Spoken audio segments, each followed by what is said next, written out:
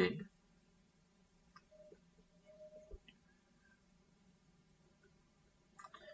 Terakhir dari slide yang kita bahas tentang iman pada malaikat adalah mana yang lebih baik, malaikat atau manusia.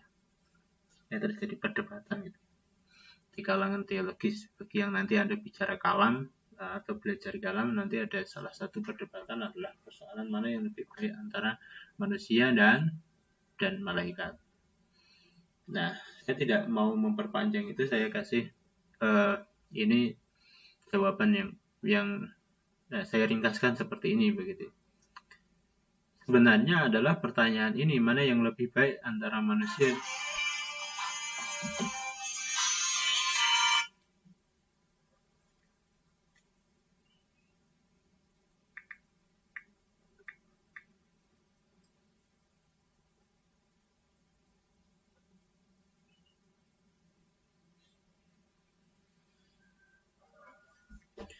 mana yang lebih baik antara manusia dan malaikat ini ya.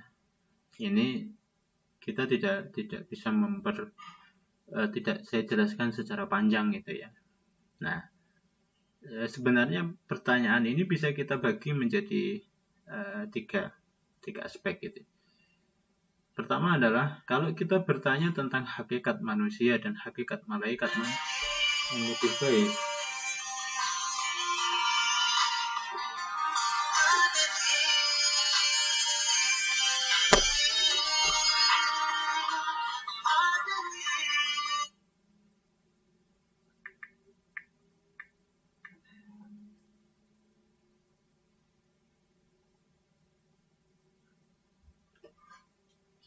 ya,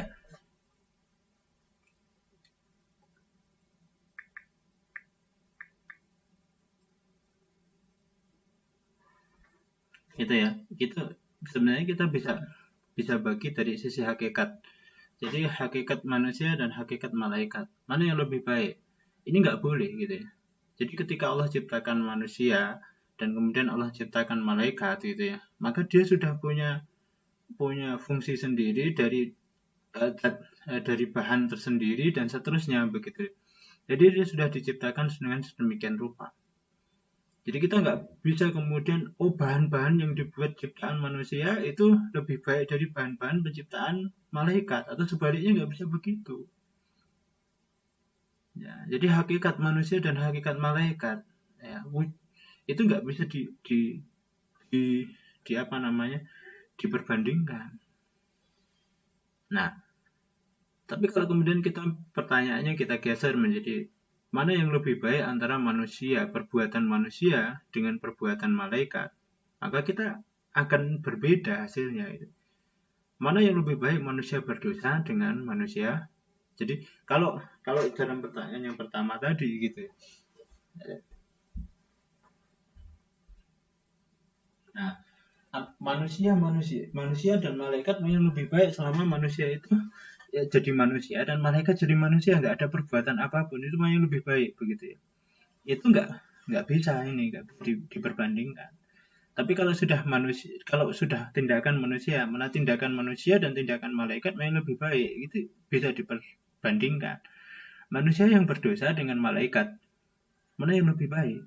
Ya jelas malaikat yang lebih baik kan gitu. Tapi kalau manusia soleh dengan malaikat, mana yang lebih baik? Maka ini ada pertentangan gitu ya. Tapi yang lebih tepat adalah manusia soleh lebih baik daripada malaikat.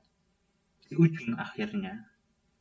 Artinya apa? Nanti kalau dia meninggal dunia, kalau mungkin konsisten baik, malaikat dengan malaikat gitu, dia husnul khotimah manusia ini, maka dia lebih baik daripada malaikat. Kenapa? Karena ada usaha yang lebih keras. Manusia ini punya nafsu. Jadi kalau dia berbuat baik konsisten sampai meninggal dunia, dia husnul khotimah, maka dia konsisten dia harus mengelola nafsu dia gitu. Tapi kalau malaikat enggak. Nah, kalau malaikat enggak, kan dia tidak ada ujian yang namanya nafsu dia begitu ya. Enggak ada ujian, enggak ada dorongan negatif dalam tubuh malaikat. Nah, itu ya. Nah, dalil yang menunjukkan ini adalah yang menunjukkan bahwasanya manusia yang saleh itu akhirnya lebih baik daripada malaikat adalah di bawah ini. Pertama adalah malaikat diperintahkan sujud. Artinya kalau manusia ini nggak punya potensi untuk lebih baik daripada malaikat, kenapa harus diperintahkan sujud? Kenapa nggak Adam aja yang harus sujud pada malaikat? Artinya fenomena atau peristiwa bahwasanya malaikat diminta sujud kepada Adam ini menunjukkan bahwasanya Adam atau manusia ini bisa lebih baik daripada manusia. Adam ini bisa lebih baik daripada malaikat. Manusia lebih dimuliakan dari iblis.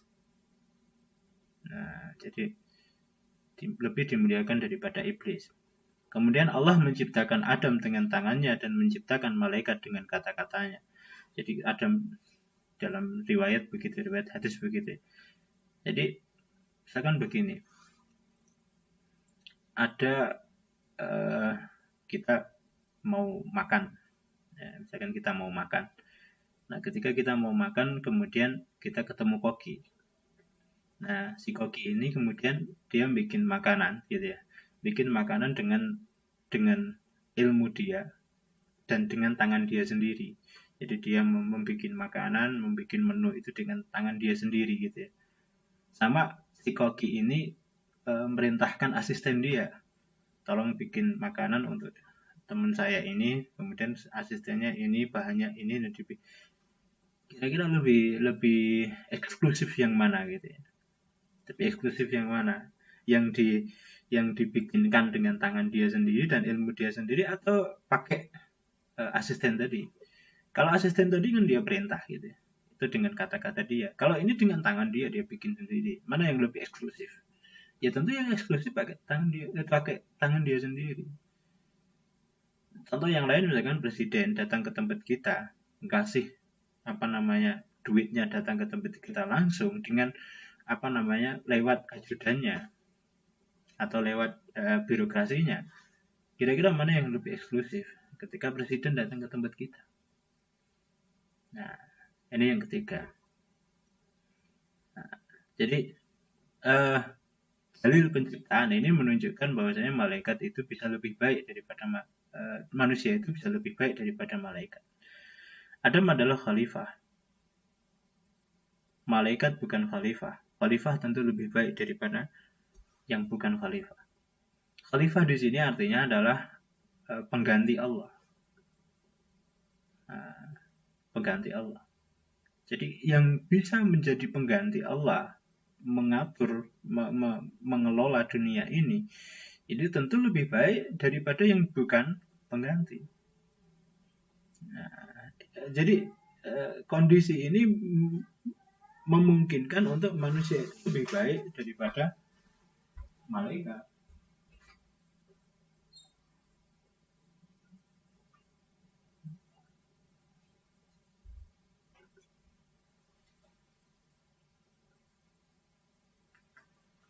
Nah, sorry ada pengganggu sebentar. Jadi gitu ya. Jadi kalau orang lebih menjadi pengganti itu tentu lebih baik daripada yang bukan pengganti. Selanjutnya adalah Adam dilebahkan dengan ilmu mengenal benda. Yang lebih Malik sudah saya jelaskan dulu ya, bahwasanya malaikat itu punya ilmunya banyak. Karena dia bisa bergerak kemanapun, geraknya pun cepat begitu. Manusia enggak. Tapi berbedanya adalah pengetahuan itu adalah sifatnya adalah pasif. Jadi dia tahu, hanya dia simpan pengetahuan itu begitu. Tapi kalau malaikat enggak, kalau manusia enggak, dia tahu sesuatu yang sedikit tapi dia bisa mengkreasi. Kelebihan Adam itu di sini, kelebihan manusia itu di sini gitu. Ya malaikat enggak punya ini, berarti kan dia punya potensi untuk lebih baik gitu. Nah, dia lebih baik daripada malaikat begitu. Selanjutnya adalah ketaatan manusia lebih berat daripada ketaatan malaikat. Kenapa? Karena manusia punya nafsu. Jadi untuk taat itu dia harus mengendalikan, mengontrol nafsu dia sendiri, hawa-hawa negatif di dirinya. Coba kalau kita mau ke masjid misalnya, kita mau ke masjid itu kan ada dorongan, ngapain sih susah ke masjid, ngapain harus berdingin-dingin dan seterusnya gitu. ada tarikan begitu, ada energi begitu yang mengajak kita untuk tidak jadi ke masjid. Tapi kalau malaikat nggak punya nafsu, karena dia nggak punya nafsu, maka dalam taat dia lebih ringan daripada manusia. Gitu. Terus yang terakhir adanya asar dari salaf yang menjelaskan bahwasanya manusia lebih baik dari malaikat. Ada berita-berita pemahaman salaf dari wahyu, dari Rasul dan seterusnya itu yang menyatakan bahwasanya manusia lebih baik dari ini. Ini menunjukkan bahwasanya manusia mungkin lebih baik dari malaikat. Hanya persoalannya adalah dalam persoalan di ujung tadi, dalam persoalan tindakan, bukan dalam persoalan penciptaan. Jadi ciptaan manusia dan ciptaan malaikat tidak bisa dibandingkan. Nah, kira-kira seperti itu. Ini adalah pembahasan terakhir. Maka silahkan nanti kalau ada pertanyaan, Anda tulis pertanyaan, atau Anda kumpulkan pertanyaan, kita akan jawab dalam bentuk video atau yang lainnya di question and answer berikutnya. Saya mohon maaf ketika dalam perkuliahan ini saya harus potong-potong filenya biar mempermudah upload ke YouTube atau ke yang lainnya berdasar pengalaman begitu ya. Saya mohon maaf, semoga ini bermanfaat bagi saya dan bagi saudara-saudara sekalian. Subhanakallahumma bihamdika asyhadu an la ilaha illa anta astaghfiruka wa atubu ilaik.